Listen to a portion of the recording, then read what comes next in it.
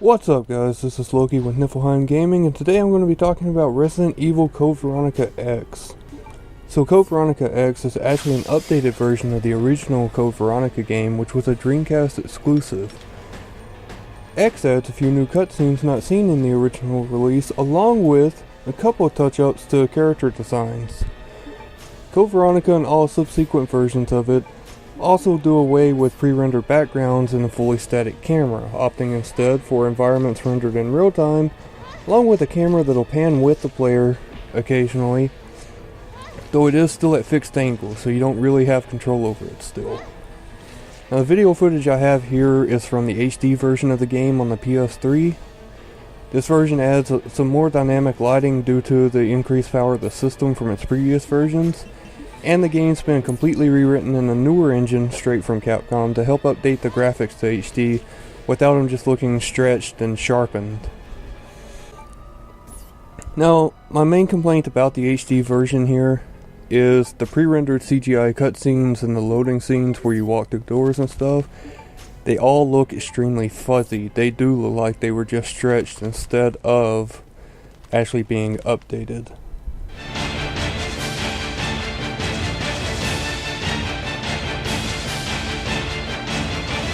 Now, the normal graphics of the game admittedly do look a little dated even in the HD version, but to me that's just part of the game's charm.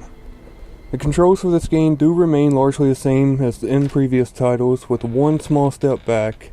As I stated in my previous review over Resident Evil 3, there is no dodge command in this game whatsoever. You don't even get quick time events for it.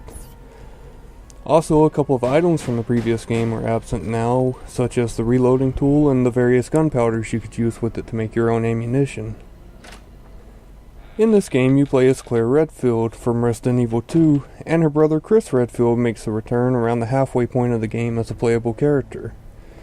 You do also get to briefly control a new character introduced in the game, named Steve Burnside. This game takes place directly after the events of Resident Evil 2 when Claire and Leon escape Raccoon City, and as far as I know, this game was actually intended to be the original third game in the trilogy, but like I said before, Sony wanted 3 titles on the PlayStation, and they wanted all 3 of them to be main series titles, so. The opening cutscene of the game starts with Claire being chased through Umbrella's Paris lab and being captured. You take control of Claire after being freed by the guard who captured you, as he explains they've come under attack and there's no sense in keeping you locked up.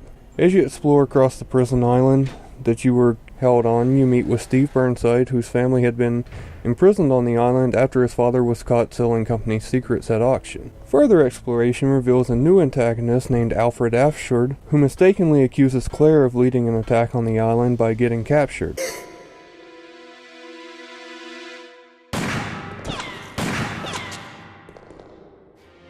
Redfield! How dare you interfere with my operation? What are you talking about? You let yourself be captured so you could lead your people to this base! I have no idea what you're babbling about. You don't fool me! I am Alfred Ashford, commander of this base. Oh? You must be one of Umbrella's lower level officers if you're in command of a backwater base like this one. How dare you! The Ashford family is among the world's first and finest. My grandfather is one of the original founders of Umbrella, Inc.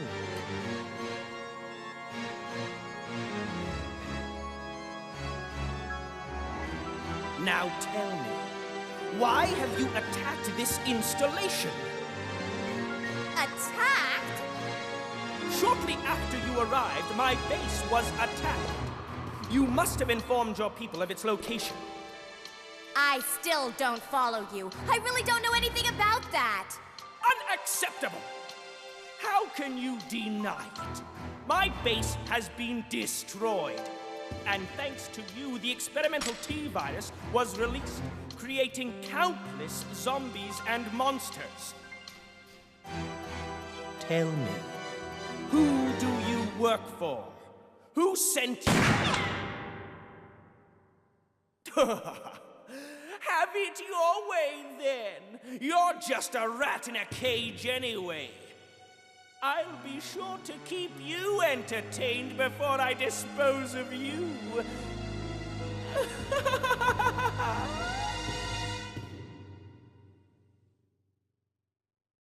Now, Code Veronica X does do a pretty good job mixing action, cheesy cutscenes, and dramatic cutscenes together, including one of the saddest scenes I've ever seen in a Resident Evil title. Fan favorite Albert Wesker makes a return on this island as well, revealing himself to be the actual person that led the attack and caused the T-Virus to be released across the island.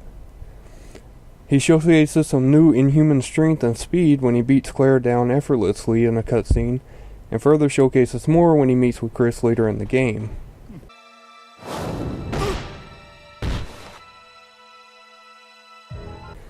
The antagonist of the latter half of the game is Alfred's twin sister, Alexia Ashford, who had been cryogenically frozen for years after voluntarily injecting herself with a new strain of the T-Virus, named the T-Veronica virus, that she had developed.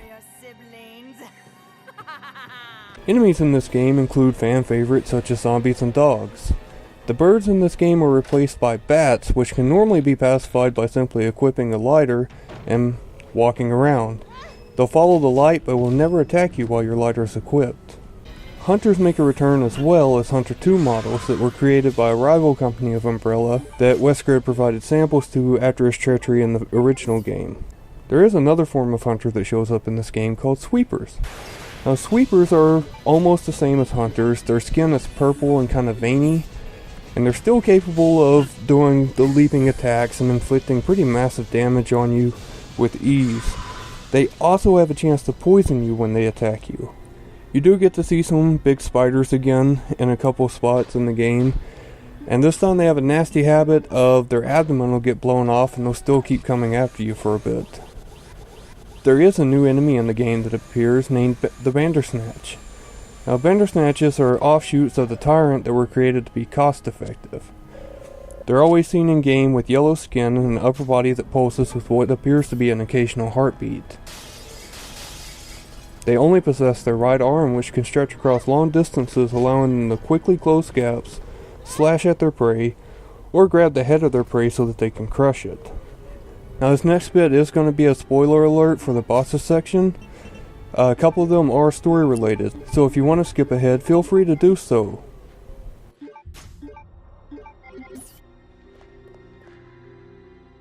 Still with me?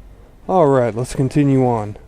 The first full boss encounter you have is the T-103 Tyrant. This particular Tyrant is being tested without a limiter vest so its full power can be recorded. It first attacks Claire as she sprints towards the airport of the island to escape before the island self-destruct goes off. After seemingly being defeated at the hands of Claire, it reappears on the escaping cargo plane and transforms into a super tyrant form, which unleashes the claws of its right hand. It's defeated once and for all by Claire when she launches it out of the back of the plane by ramming it with a cargo crate. Next we come across the creature known as Nosferatu. Nosferatu is actually the father of Alfred and Alexia. He was injected with the T-Veronica virus as an initial test subject by his own daughter and deemed a failure when he couldn't be controlled. He was locked in the bottom of an Umbrella Antarctic research base until he managed to break his bonds and wander freely. He confronts Claire and Steve as they try to escape the base, nearly killing Steve in a single blow. You can take him down simply by shooting his heart 3 times with a sniper rifle you find just before the battle. He can poison Claire in the battle, and this poison is not able to be healed by blue herbs. He can also knock her completely off the heliport roof that you're fighting on and kill her in potentially one hit. Don't sweat it if she does get poisoned, all it does is add an extra step to completing the game near the end of it. Now, you'll also encounter something called the Gulpworm, which is similar to the Gravedigger bosses found in Resident Evil 3. Technically, it does reveal itself early in the game while you're playing as Claire, but there's no point in killing it. It's way easier to run past it, especially being that early. Now, it does show up again when Chris comes to the island after it's been destroyed looking for Claire. As Chris, you still have the option of running, but if you saved your jailer earlier in the game before you left the island as Claire, you can get a nice little bonus out of defeating the worm. Now, upon reaching the Antarctic base as Chris and finding the remains of Nosferatu, you'll be attacked by giant black widows, so all you spider lovers out there finally get a nod from Capcom. You can fight or run from the giant black widow, but there's really no point in fighting it unless you just feel like doing so. It's really just a waste of resources because you don't get any bonuses out of killing it. After surviving the encounter with the Black Widow, you go save Claire, who was captured shortly before you took control of Chris. And she may or may not need a serum depending if she got poisoned in her battle with Nosferatu. Claire and Chris's reunion is cut short when a scream from Steve is heard from another room. You get to briefly control Claire again as she solves a simple yet potentially deadly puzzle where she could be crushed and killed in one hit, and finds Steve locked up in the same chamber Nosferatu had been. He reveals that Alexia performed the same experiment on him that she did her own father. Claire watches in horror as he mutates in front of her. Bonus points because he does keep his hairdo through the mutation. The fight with him is fairly straightforward. If you have 2 full healing items, simply turn around and run, healing every time he hits. After the second time he hits and you heal, you should be able to make it to the end of the hallway that you're in and trigger a cutscene. Otherwise, have something that can hit fairly hard, like explosive arrows for your bowgun, or grenades, anything like that. You can shoot him and then turn around and run anytime he gets close to you. At the end of this, though, it does trigger what is one of the saddest cutscenes I've ever seen in this series. I won't lie, I cry almost every time I see it.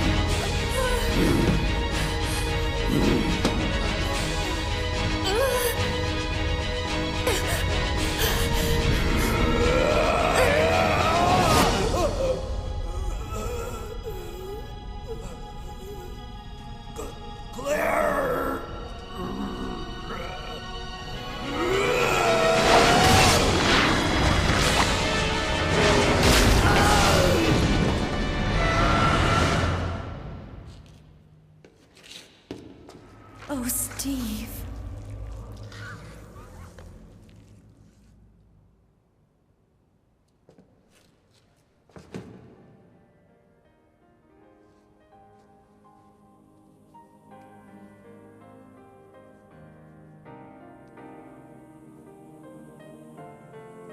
You're warm. Steve, you've got to hang in there, okay? My brother's come to save us. We're getting out of here. Your brother kept his promise. I'm sorry, I cannot. What? What are you saying? I'm glad that I met you. I love you, Claire.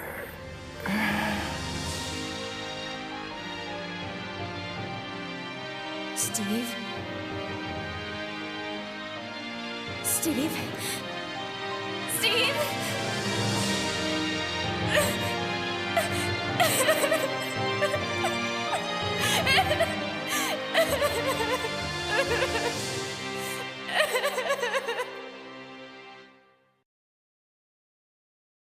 And then you come across Alexia's 3 forms. Her first form is fought immediately after the scene with Steve and Claire, and you're controlling Chris through this fight. Chris watches as she effortlessly knocks back the superhuman Wesker, showing off his strength and speed in this cutscene, who's trying to kidnap her.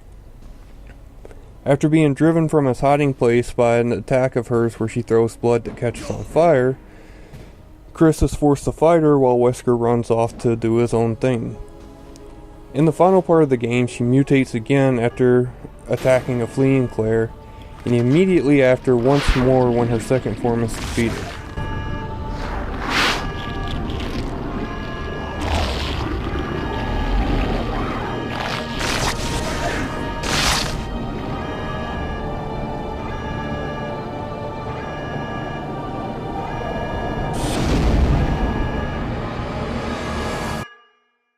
Her third form is relatively easy, and you do get a cool weapon called the linear launcher that you can use to fight her with, and she dies in one hit from that. It goes into a cutscene, and it's really kind of cool.